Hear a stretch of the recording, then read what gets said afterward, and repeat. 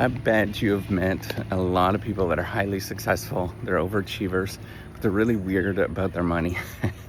And you're like, why are they that way with their money? Why is it such a big thing for them? I want to talk about that today. Hopefully, you'll gain a few lessons. It's something that I actually personally talk about and deal with a lot. I'm a business school professor. I did not grow up with money. Now we're, doing much better. I would say we're middle, upper class. Just given because we stayed in school for a heck of a long time. You watch some of my other videos where I talk about the sort of struggles of that. I was in school for a long time. My wife was in school for a long time. We're sort of the professional class at this moment.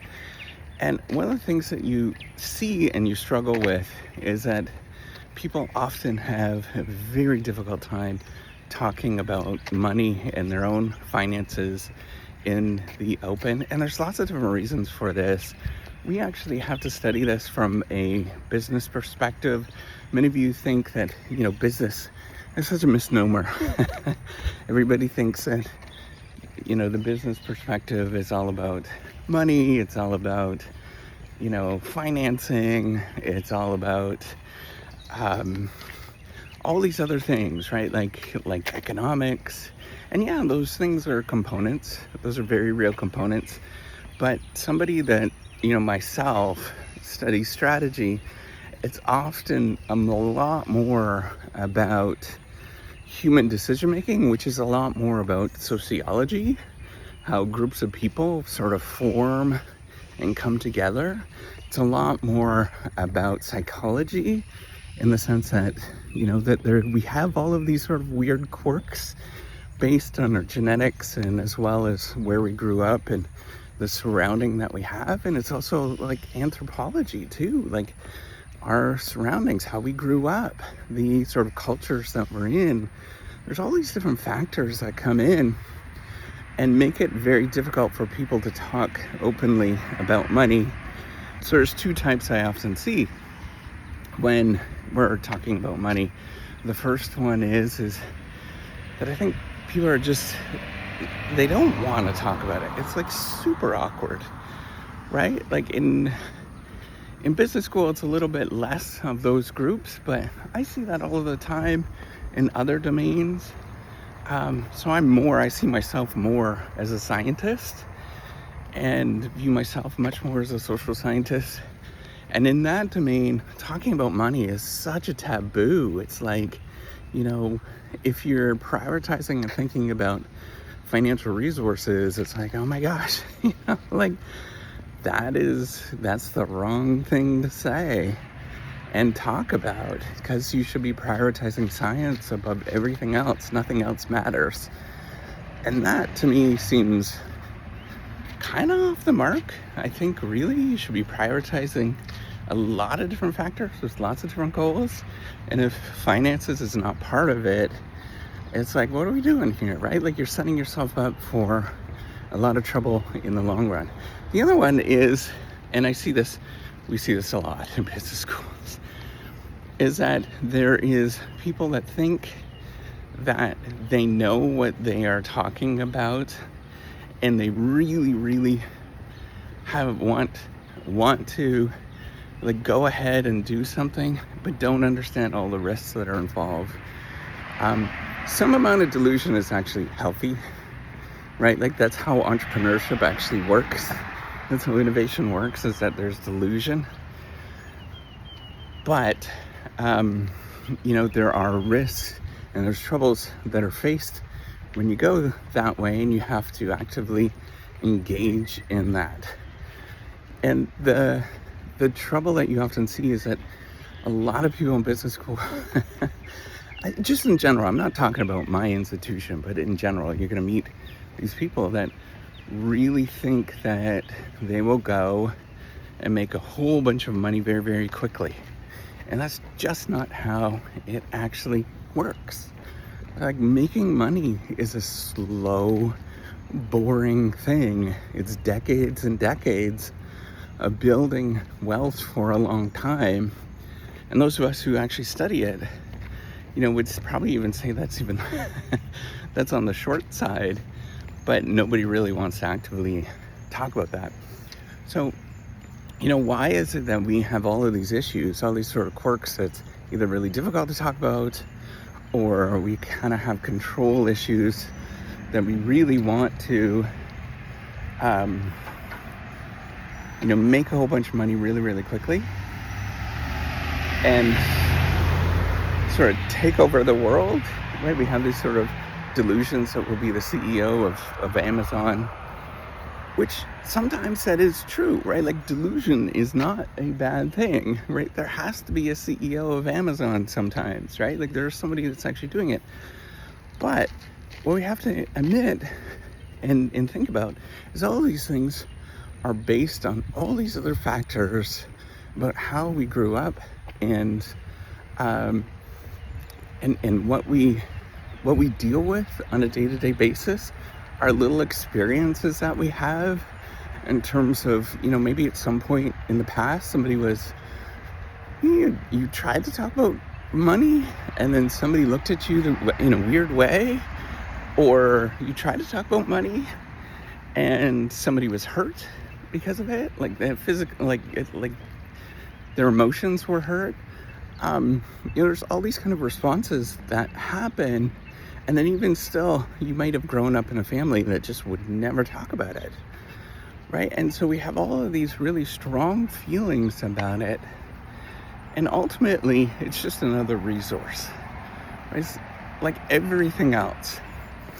That is just a very simple resource, just like your voice, just like your body, anything else that you have access to. You can get weird quirks and tics and all of those kind of things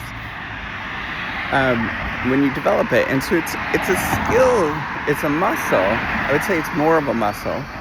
It's not necessarily, a skill is a bad word because it doesn't, it's still imaginary. It's a muscle that you have to cultivate and grow and build, and you have to learn along the way to actually do this. And so even though that you think you've met a lot of people that would benefit from thinking and reading about money and all that kind of stuff, which is everybody, you will meet, most people will never really want to go there and they won't want to talk about it. And if they do talk about it and if they do go there, here's the trouble, is that there's so many scammy people that exist that want to just extract money from you. Nobody knows who to trust, right? It's this great big uncertain world where there's no real trusted voices that are out there talking about these kind of things, and sometimes you get duped. Often you get duped. There's lots of people that are talking about things that shouldn't be talking about, or they're trying to get you to make money really, really quickly.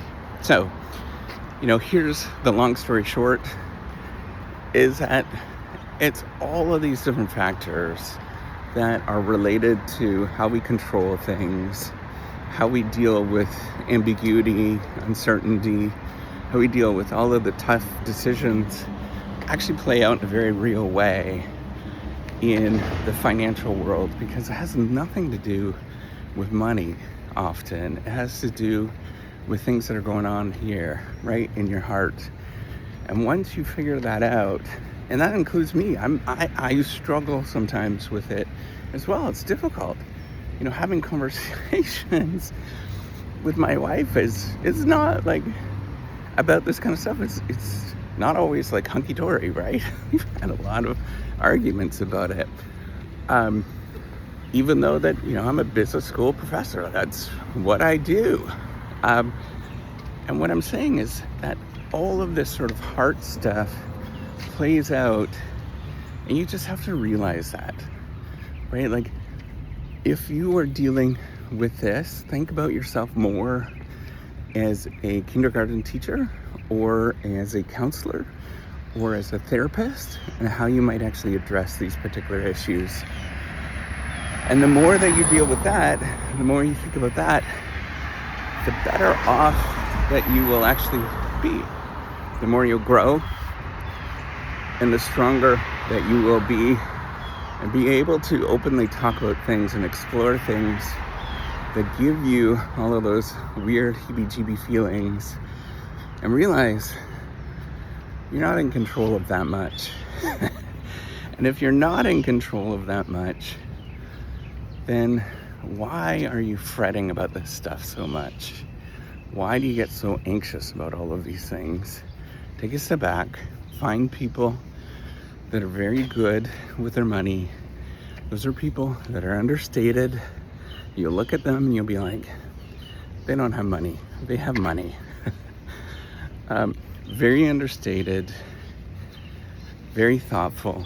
And if you look for those people as role models, or even just people to get in your back corner, such as investment professionals, certified investment professionals, and all of those folks, and legitimate, good, rated, down-to-earth insurance people that are not out there. You don't have that feeling of yuckiness when you're around them. When you do that and you look for those people and you create this sort of community around you, all of a sudden things change. All of a sudden you say, why am I trying to play this game?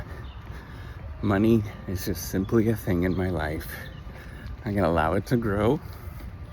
I'm not gonna let it control over me. And I'm gonna have fun with it. And we're just gonna take steps forward to learn how to be a better human being every day. And if you do that, all of you smart, overachieving people that exist out there, you'll do extremely well. All right, take care and have a wonderful day.